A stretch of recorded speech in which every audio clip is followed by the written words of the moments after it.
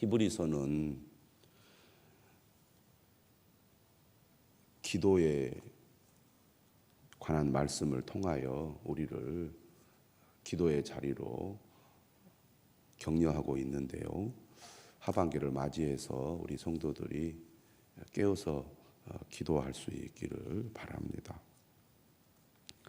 히브리서 2장 18절에 그가 시험을 받아 고난을 당하셨은즉 시험 받는 자들을 능히 도우실 수 있느니라, 이렇게 말씀하고 있습니다.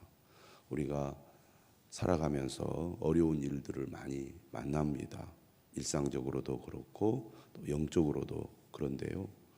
하반기에 우리의 삶에 여러 가지 어려움들이 찾아올 수 있지만 시험 받는 자들을 능히 도우실 수 있는 예수 그리스도가 우리에게 계시기 때문에 우리 성도들이 힘써 기도의 자리로 나아가시기를 바라고, 또 다른 성도들도 격려하여 기도의 자리로 인도해 주시면 좋을 것 같습니다. 히브리서는 유명한 구절이 있지요. 4장에 뭐라고 말씀하십니까? 4장 16절에 그러므로 우리는 긍휼하심을 받고 때를 따라 돕는 은혜를 얻기 위하여 은혜의 보좌 앞에 담대히 나아갈 것이니라. 담대히 나아갈 것이니라. 때를 따라 돕는 은혜가 우리에게 필요합니다. 하나님은 우리보다 우리를 더 잘 아시고 우리에게 필요한 것이 무엇인지 아시기 때문에 때에 맞는 은혜, 적절한 은혜를 우리가 받기 위해서는 은혜의 보좌, 다시 말하면 하나님이 계셔서 우리를 아시고 도우시고 응답하시는 은혜의 보좌 앞으로 담대하게 나아가야 할 것입니다. 그러므로 기도하는 일은 우리의 삶에 있어서 무엇보다 중요하다고 하겠습니다. 어떤 사람들은 열심히 살면 되고 내게 맡겨진 일을 최선을 다하여 감당하면 되지 않겠느냐, 이런 분들이 있지만 우리가 하나님의 도우심이 없이는 아무리 능력이 있고 최선을 다해도 한계가 있다는 것을 잘 알지 않습니까? 은혜의 보좌 앞에 담대히 나아가는 우리 모두가 되어야 하겠습니다. 월요일 본문인 히브리서 7장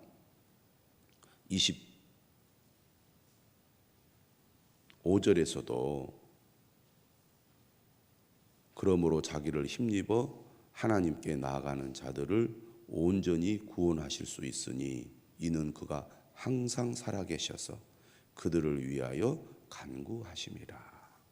예수 그리스도는 부활 승천하셔서 하나님 우편에 계십니다. 지금도 항상 살아계셔서 예수 그리스도를 믿는 자들을 위하여 간구하시는 분이죠. 그러므로 우리도 깨어서 기도해야 되겠습니다. 우리가 특별 새벽 기도회를 하는 목적은 이 기간에만 기도하기 위해서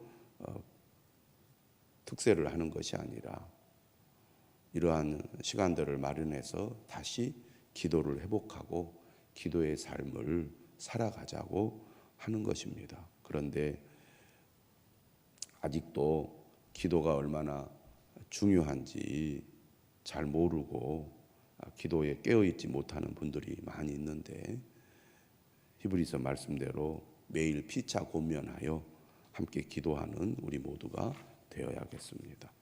오늘 우리가 읽은 본문 히브리서 9장 1절에서 10절은 구약의 성소에 대해서 간략하지만 상세하게 잘 설명해 주고 있습니다.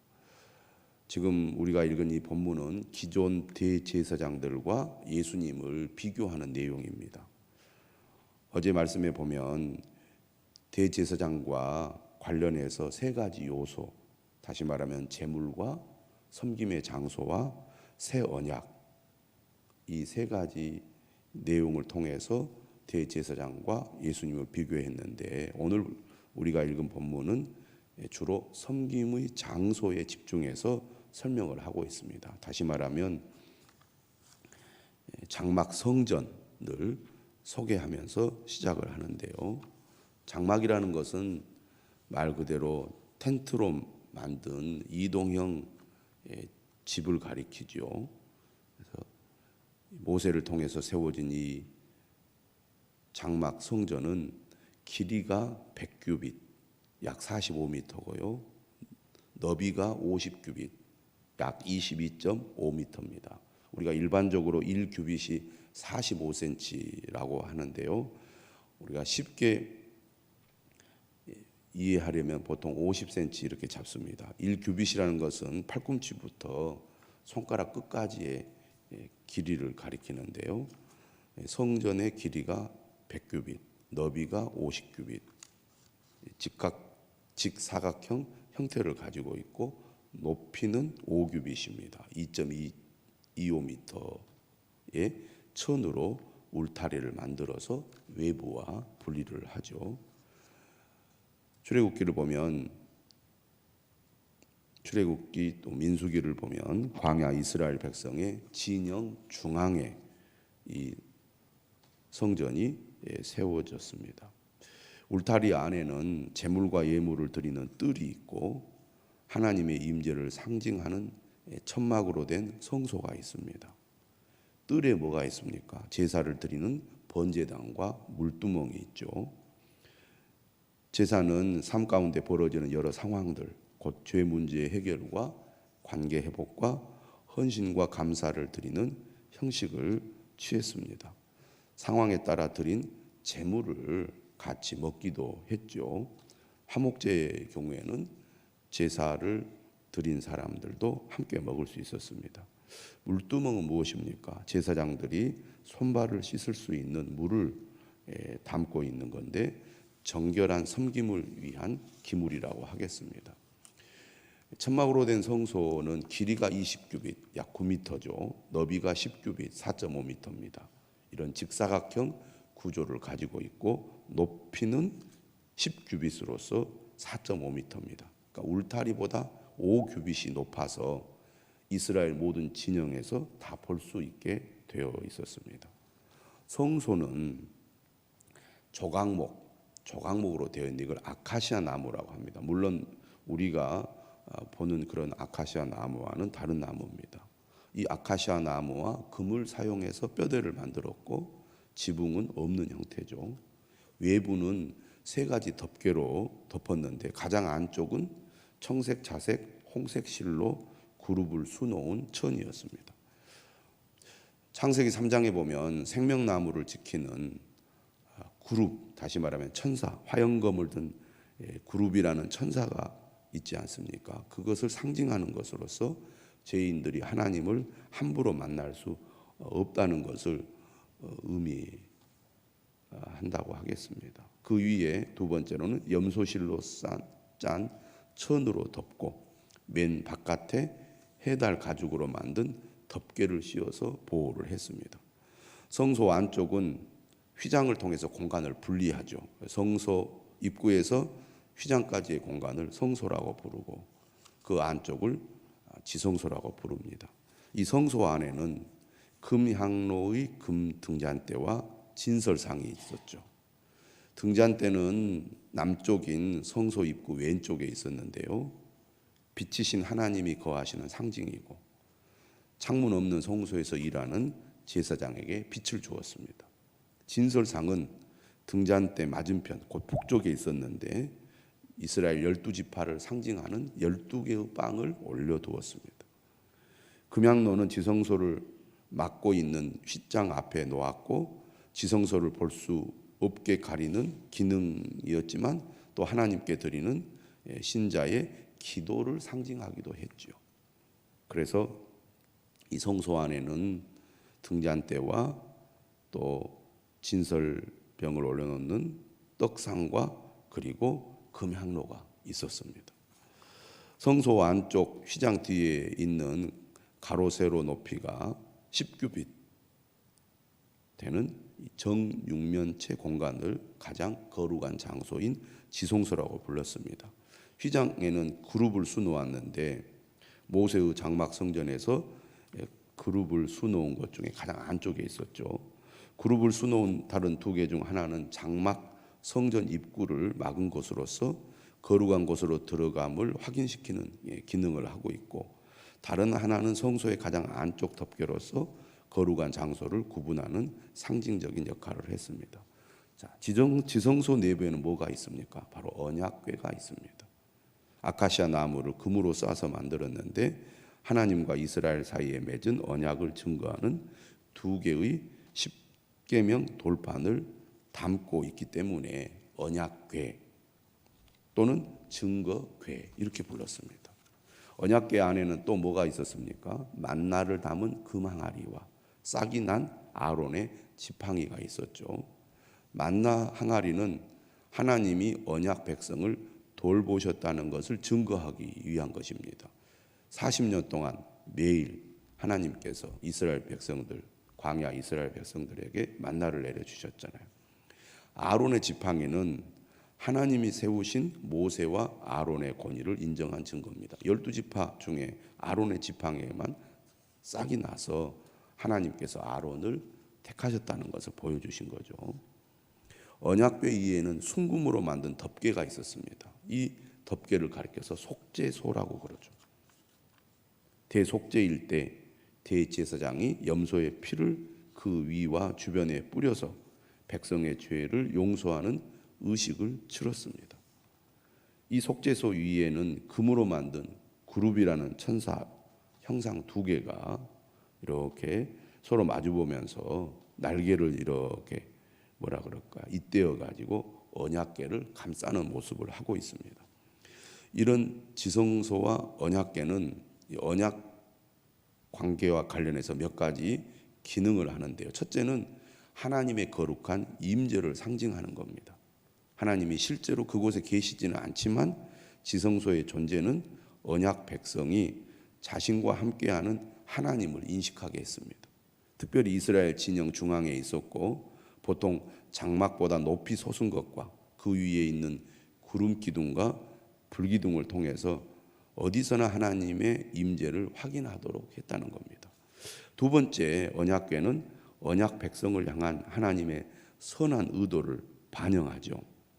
하나님이 언약궤를 지성소에 둔 것은 곧 이스라엘과의 언약을 하나님이 잊지 않겠다는 것을 의미합니다. 더 나아가 언약 관계의 의무, 곧 언약 백성을 향한 사랑과 신실함을 충실히 이행하겠다는 의지 표현이죠. 하나님께서 직접 택하시고 직접 언약을 맺으시고 누구보다 하나님은 그의 언약을 신실하게 지키시는 분이셨습니다. 이 의도는 이 언약궤 덮개인 속죄소와 관련한 두 가지 모습, 곧 대제사장을 통한 제사함과 그룹 날개 아래서 하나님이 모세에게 명령한 것에서도 잘 드러납니다. 속죄소를 제사함과 하나님과 사람 사이의 교제의 통로로 삼겠다는 것이죠. 여러 면에서 성소의 존재와 그 안에 있는 기물들은 철저하게 하나님과 언약 백성과의 관계를 중심으로 한 은혜의 상징들이라고 할 수 있겠습니다. 6절이죠. 6절의 본문이 이렇게 시작합니다. 이 모든 것을 이같이 예비하였으니 제사장들이 항상 첫 장막에 들어가 섬기는 예식을 행하고, 첫 장막은 바로 성소를 가리키는 거죠.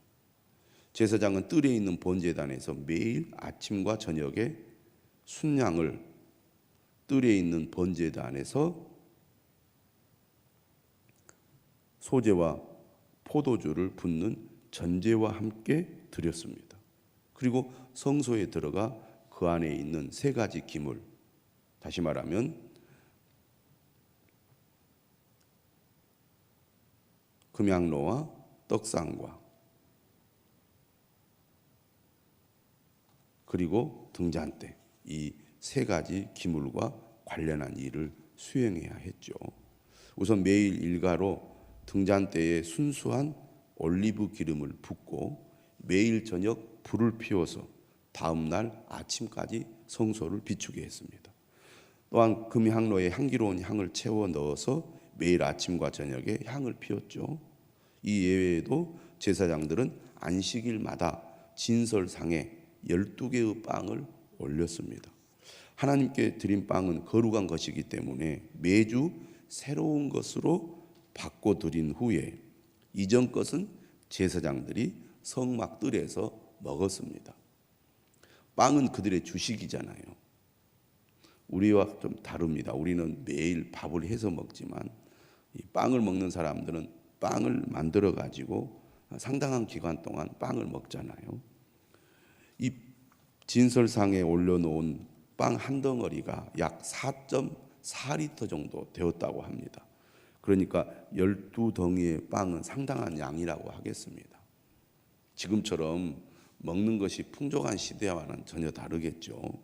가난한 시대에 먹을 것이 부족한 시대에 4.4리터가 되는 빵이 12덩이면 성막에서 일하는 제사장들에게는 매우 중요한 생계 수단이 되었다고 볼 수가 있습니다. 7절은 이렇게 이야기합니다. 오직 둘째 장막은 대제사장이 홀로 1년에 한 번 들어가되, 대속죄일이죠. 7월 10일 대속죄일에만 대제사장만 들어갈 수 있잖아요. 자기와 백성의 허물을 위하여 드리는 피 없이는 아니하나니. 1년에 한 번 백성을 위한 속죄 사역을 위해서 대제사장들만 들어갈 수 있었죠. 거룩한 하나님의 임재 앞에 나가는 것이기 때문에 대제사장은 자기 죄를 위해서 수송아지 피를 가지고 언약궤 덮개인 속죄소 주위에 뿌리고 이후에 염소 피를 가지고 속죄소 위와 주위에 뿌림으로써 백성을 위한 속죄 사역을 했습니다. 그러니까 자기 죄를 위해서 먼저 속죄를 해야 백성을 위한 속죄 제사도 할 수 있었다는 얘기죠. 8절입니다. 성령이 이로써 보이신 것은 첫 장막이 있을 동안에는 성소에 들어가는 길이 아직 나타나지 아니한 것이다. 첫 장막이 서 있는 동안에는 성소의 길이 아직 나타나지 않았다. 여기서 말하는 성소는 하늘 성소를 의미합니다. 하늘 성소. 여전히 하나님의 온전한 실종 가까이 갈 수 있는 길이 열리지 않았기 때문에 누구도 함부로 그분께 갈 수 없다는 말입니다. 8절 이하에서는 무슨 얘기를 하려고 합니까? 일반 대제사장과 예수님을 비교하려고 하는 거죠. 두 번째 이렇게 얘기해요. 9절에 이 장막은 현재까지의 비유니 이에 따라 드리는 예물과 제사는 섬기는 자를 그 양심상 온전하게 할 수 없나니. 구약의 제사가 가지고 있는 의미와 상징이 분명히 있고 그것을 통하여 하나님께서 그의 백성들을 용서하고 새롭게 하는 의미가 있지만 이것은 온전한 의미에서의 속죄와 회복이 되지 못하다는 겁니다. 이것은 그림자와 같다는 거죠. 모형과 같다는 것입니다. 아직 실체가 드러나지 않았다는 얘기죠. 그래서 온전하게 할 수 없다. 이 첫 장막은 한마디로 말하면 온전한 것이 와서 새롭게 하기까지 한시적으로 주어진 것이라는 거죠. 첫 장막도 옛 언약 안에서 나름의 기능이 있지만 새 언약 약속이 성취되기 전까지만 유효하다는 겁니다. 그래서 10절은 이렇게 말합니다. 이런 것은 먹고 마시는 것과 여러 가지 씻는 것과 함께 육체의 예법일 뿐이며 개혁할 때까지 맡겨둔 것이니라. 그래서 8절, 9절, 10절의 말씀을 통하여 무엇을 얘기하려고 합니까? 모든 새로운 대제사장이자 메시아인 예수님이 와서 죄와 양심의 문제를 온전히 해결하고 하늘 성소의 길을 열 필요성을 보여준다는 것입니다. 대제사장들과 위대한 대제사장이신 예수 그리스도를 비교함으로써 예수 그리스도만이 우리를 온전히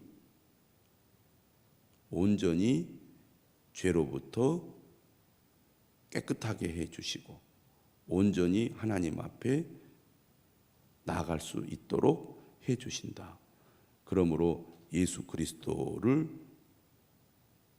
믿는 믿음이야말로 가장 중요하고 결코 포기할 수 없는 일임을 분명하게 하고 있습니다. 구약의 율법은 이처럼 한계가 있고 또 온전하게 사람들을 구원해 주지 못하지만 위대한 대제사장이신 예수 그리스도는 우리를 온전히 구원해 주실 수 있는 구원자가 되신다고 말씀하고 있는 겁니다. 이 그리스도를 믿고 의지하며 그를 힘입어 하나님 앞에 가까이 나아가는 하반기가 되시기를 주님의 이름으로 축원합니다.